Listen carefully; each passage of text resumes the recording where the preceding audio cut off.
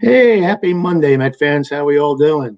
Happy Monday? Yes, any day we can talk Met baseball is a happy Monday. I'm so glad you guys came aboard today. What's there to talk about in Metland today? Well, as always, we're still looking for a general manager or director of baseball operations, as the kids like to call it today. And it looks like it's wash, rinse, repeat for what's happening in Metland. And is that a good thing? Once again, all our top candidates, just like last year, who we were considering, look like they're going to fall by the wayside. Looks like Theo Epstein flat out denied the Mets in a matter of less than 24 hours. David Stearns, once again, looks like he is irreplaceable as far as the Milwaukee Brewers are concerned. So nothing's going to happen on that front. The Billy Bean thing is still floating up in the air, and now the odds of him actually taking the job seem to be decreasing. And I think the deal with Billy Bean there is he's actually, I think, 4% ownership. He has 4% ownership in the Oakland A's, and he is leaving behind a pretty hefty compensation package if he comes to the Mets. So I'm not sure, although I could see him coming with Sandy Alderson, but you would think something would have happened by now. So once again, it looks like we're going to have to go for a fourth or fifth best option here. And you hate to say it, but the longer this drags on, the tougher the offseason is going to be for the Mets as far as their goals and what they want to do as far as a manager and what they want to do as far as player personnel. So it's going to drag on, and that's not a good thing. But we'll be here to talk about it on a daily basis, so stay tuned. It's going to get interesting. Once the playoff ends and all the attention's away from the games, that's when the serious business starts. And usually sometimes during the playoffs, things are happening. They're just not announced due to the fact they don't want it to be a distraction. The Schilt resignation or firing, whatever you want to call it, in St. Louis actually was announced on game day, which is the rare exception. But usually these types of transactions aren't announced until the playoffs are actually over. So it'll be interesting to see what happens in that regard. I'm confused. I don't know what's going to happen with the director of operations. It looks like it's not going to be Stearns. It looks like it's not going to be Billy Bean. Although Billy Bean is still a candidate, let's not give up hope on that. Where there's smoke, there's hope. And it'll be interesting. Now, I'm not sure who the gentleman is with the Los Angeles Dodgers organization, but the Mets seem to have their eye on him. We'll see what happens once the playoffs end. Like I said, it hasn't been the dream role so far with the Mets in the general manager's hunt. So we'll see what happens. But we know what happened in 1973. The Mets pulled off one of the greatest postseason runs in history and one of the greatest months of September in history. In reality, they were only a 500 team, but they didn't make it to the National League Championship Series. And one of the big games in that fight to get to the World Series was the 1973 Game 3 of the National League Championship Series. That was held at Shea Stadium, and with the series tied at one game each as 53,967. Remember when Shea used to pack them in with those numbers? Citi Field's a little bit smaller in dimension, but Shea used to get 56,000 back in the day. Well, they all came out to Shea Stadium fired up, and it was a beautiful afternoon, beautiful autumn afternoon, a Monday afternoon, just like today. So we can just vision what it was like then today just by looking out the weather and just pretend it's 1973 and you're at Shea Stadium at Flushing by the Bay. It had been just 4 years since the very first NLCS in history was played here at Shea Stadium. Yes, the Mets were part of the first NLCS ever in 1969 when they played here on the Braves. And that year they did advance to the World Series, and they did win the World Series. And now we were hoping for the same thing in 1973. And Met fans were leaving. There was a lot of excitement in the air. Now, there was a lot of pregame trauma. During batting practice, the Reds' Joe Morgan approached Bud Harrelson in the batting cage, commenting on the remarks Harrelson made after game number 2. Harrelson told the press the Reds look like him out there hitting. Morgan grabbed Buddy by the jersey, saying, "If you ever say that about me again, I'll punch you." The Mets' Rusty Staub intervened. How many guys know this story? He knew Morgan since their days together in Houston with Astros. Morgan cooled off after talking with Staub, apologizing to Mets teammates. Morgan said that Pete Rose is not going to be as forgiving and will use the comments to try to fire up the Reds team. And boy, I guess Pete Rose was fired up. Now, back in the days, the Mets were owned by Mrs. Joan Payson, and she threw out the ceremonial first pitch, and it was game on. Now, today's starters, it was a good matchup, always a good matchup when you have Jerry Koosman out there. He was a tough luck pitcher in 73, was under 500 at 14 and 15, but in typical Koos fashion, he had 2.84 ERA, 156 strikeouts, 12 complete games, and 3 shutouts. Now, since mid-August, he was 6-1 with a 1.16 ERA in that time. So Koos was clutch when it counted in 73, including setting a Met record for scoreless innings during that stretch. Now, for Sparky Anderson's Reds, it was Ross Grimsley, 13-10, 3.23 ERA with 90 Ks and 8 complete games in the regular season. And yes, indeed, friends, it was a memorable afternoon. In the home first with 2 outs, Rusty Staub started his big day at the plate by putting the Mets on the board with a solo home run. Cleon Jones then singled, but was stranded when John Milner made it out. Now, Koosman retired the first 6 batters he faced. In the Mets' second, Jerry Grody, our favorite catcher, led off with a walk, and center fielder Don Hahn singled to right. Bud Harrelson then lined out to right for the first out. The pitcher Jerry Koosman also singled, but Grody was unable to score as the bases were loaded. Now, Wayne Garrett flew out to center, but this time Grody did score, and it was an RBI sac fly, and all was good in Metland as the Metsies were winning 3-0. Now, Felix Millan, who had set a Met regular season record that year with 185 hits, singled to right, bringing in Hahn with the 4th run. Sparky Anderson was done with Grimsley and brought in Tom Hall, 8-5 with 8 saves, 3.47 ERA to face Staub. Now, as you recall, Rusty was the Mets' biggest run producer of the year and one of their most clutch hitters. His 76 RBIs led the team, and his 15 homers were third to John Milner. The Hammer had 23, and Carrot Top Wayne Garrett had 16.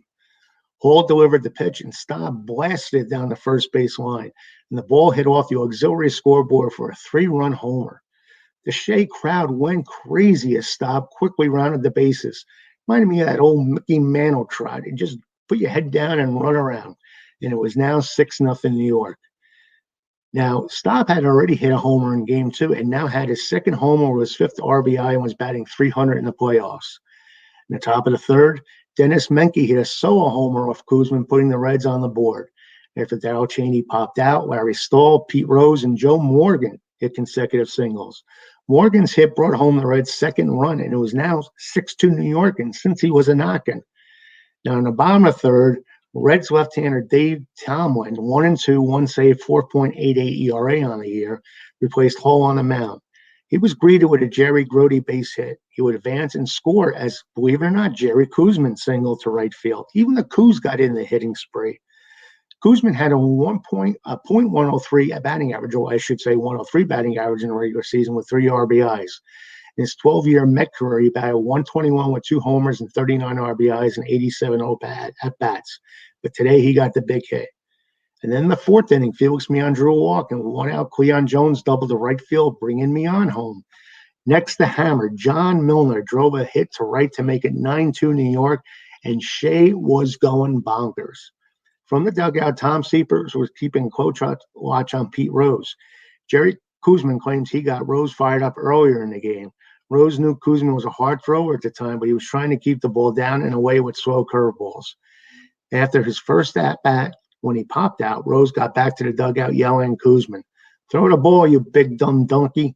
Koosman heard him over the noisy crowd, but Koos never looked over.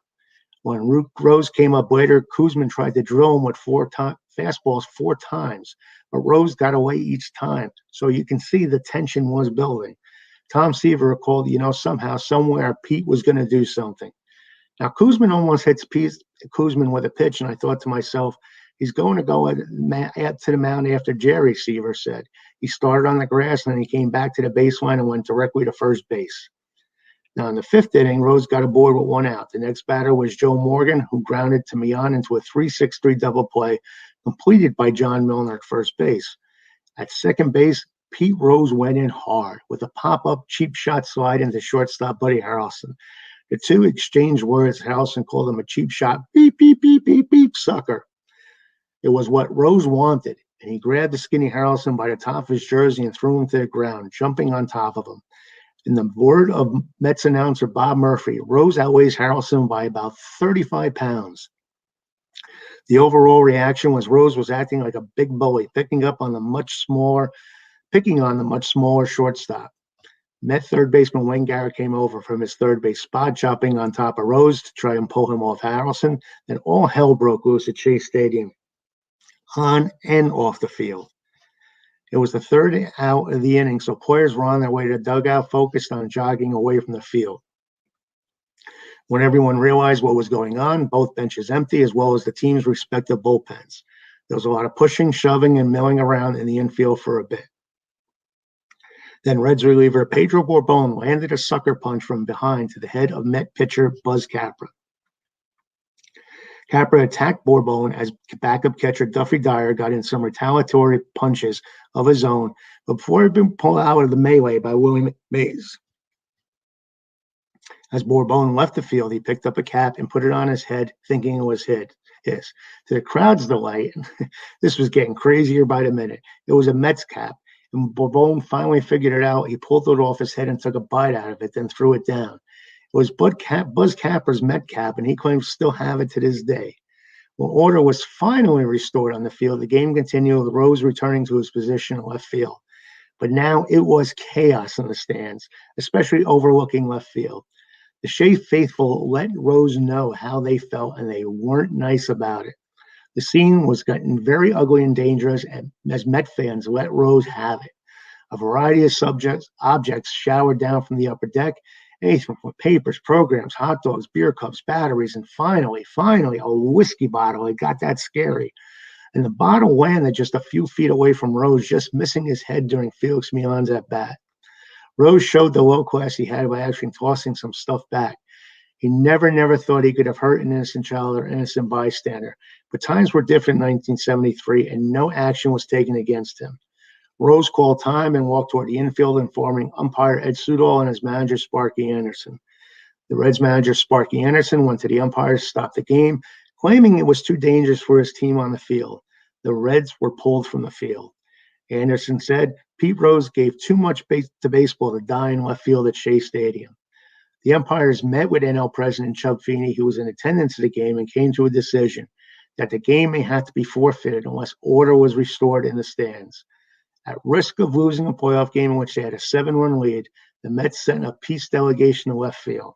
Tom Seaver, Rusty Stomp, Cleon Jones, and Yogi Berra pleading with the rowdy fans to calm it down.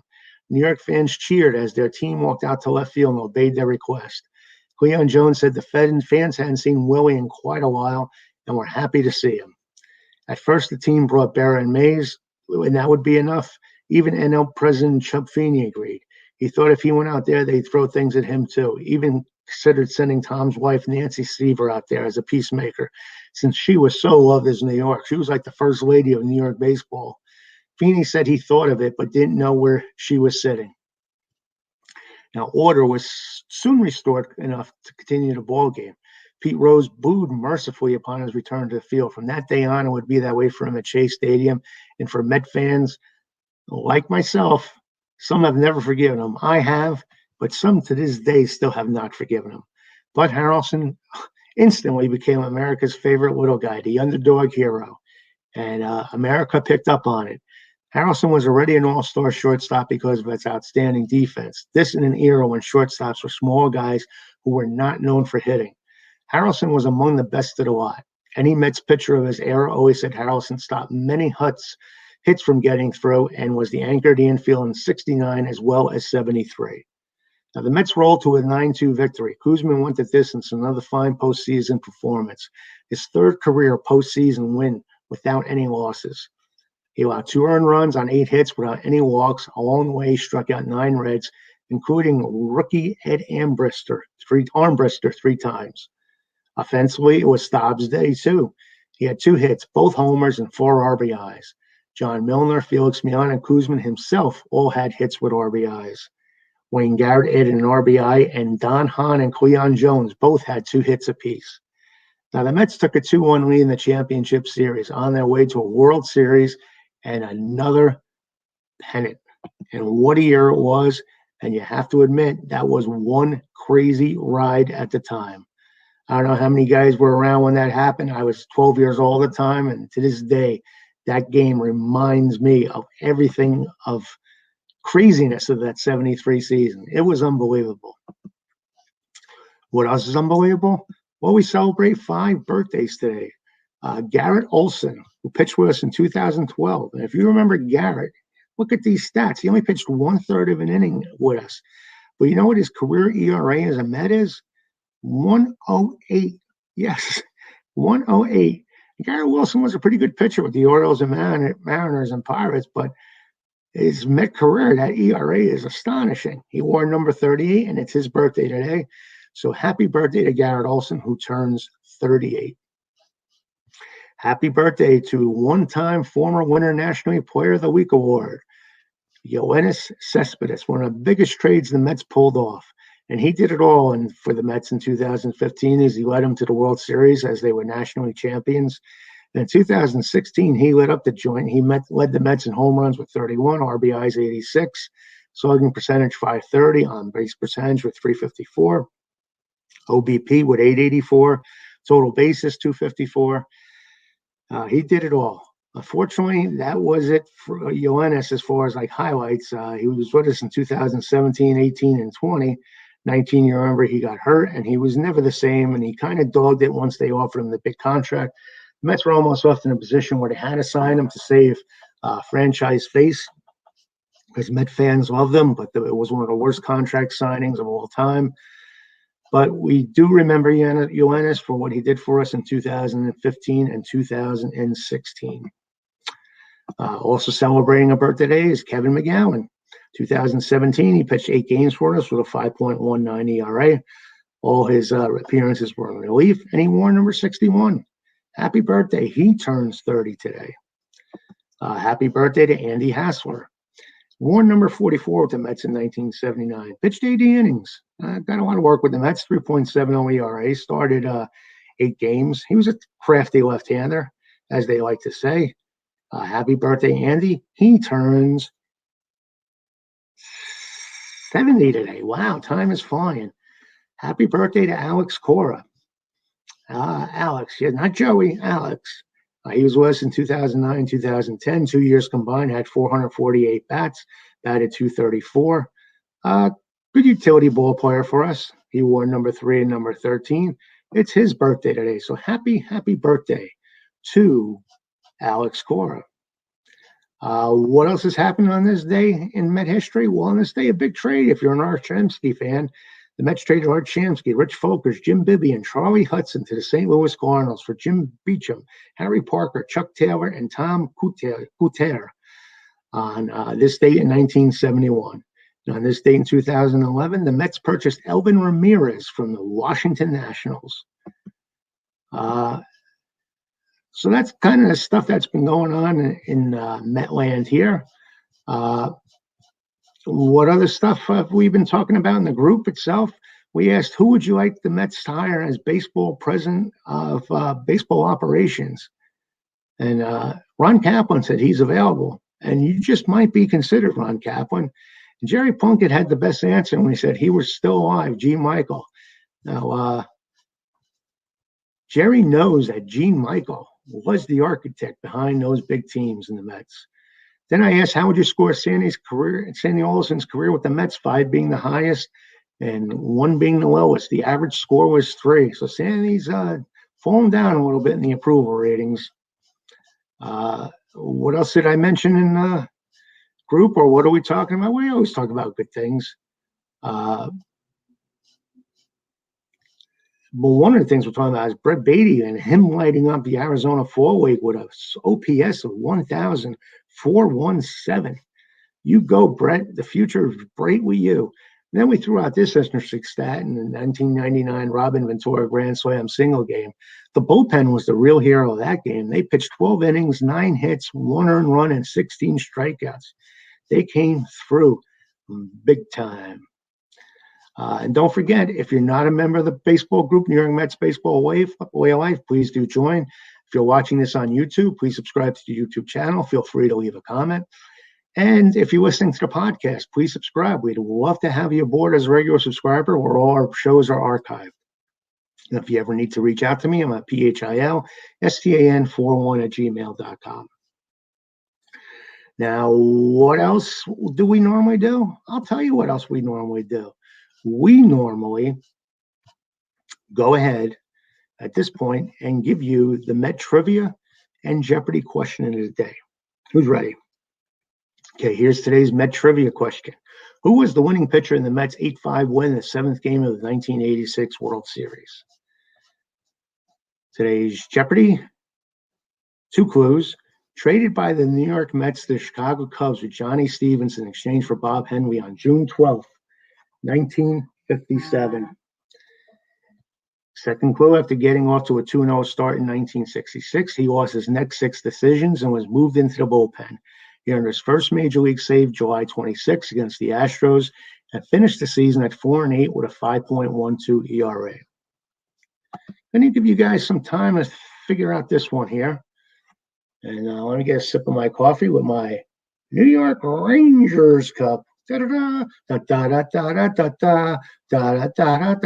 way, if you want to watch a little baseball and hockey tonight, the Rangers play the Maple Leafs tonight. That's always a good one. They continue their Canadian swing out there. But now back to the nitty-gritty. We're going to give you the 2 answers. Again, the Met trivia question today was who was the winning pitcher in the Mets 8-5 win, the 7th game in 1986 World Series? Why, it was none other than Roger McDowell. Congrats to Tom Ragone on being the first to submit the correct answer. Way to go, Tommy. And then the Jeopardy question was the 2 clues. Traded by the New York Mets to the Chicago Cubs with Johnny Stevenson in exchange for Bob Henley on June 12, 1967. After getting off to a 2-0 start in 66, he lost his next 6 decisions and was moved into the bullpen. He earned his first major league save July 26 against the Astros and finished the season at 4-8 with a 5.12 ERA. Who has the answer? Well, the answer is, who is Rob Gardner? And congrats to our favorite West Coast Met fan. What a knowledgeable. And hopefully one day he'll show his collection to the group one day. But he is an avid collector. He's got quite a Jacob deGrom collection. And congrats to David J. Rubin on being the first to answer today's Met Final Jeopardy. Well, that's going to wrap up another episode for today. I want to thank all you guys for watching. It really means a lot to me. We'll be back tomorrow in another broadcast. Until then, keep that hot stove hot, and let's keep talking Mets. Talk to you tomorrow, guys.